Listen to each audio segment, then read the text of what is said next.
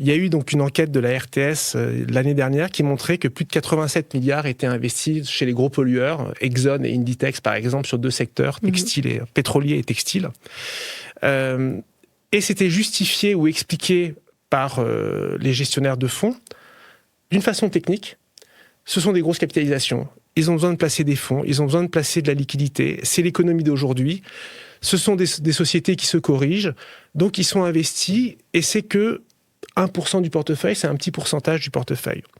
Après, il y a une raison également, on va dire, marketing, c'est que c'est un secteur qui est en très forte concurrence, donc ils ont besoin d'aller rechercher cette performance des benchmarks pour pas avoir un fonds vert qui rate une certaine partie, qui sous-performe, ce qui a été le drame de 2022, puisque c'est plutôt les armes et les énergies qui ont performé.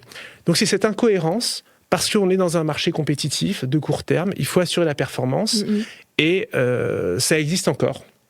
Mais ces grosses capitalisations, c'est un peu l'économie d'hier qu'il y a dans tous les portefeuilles.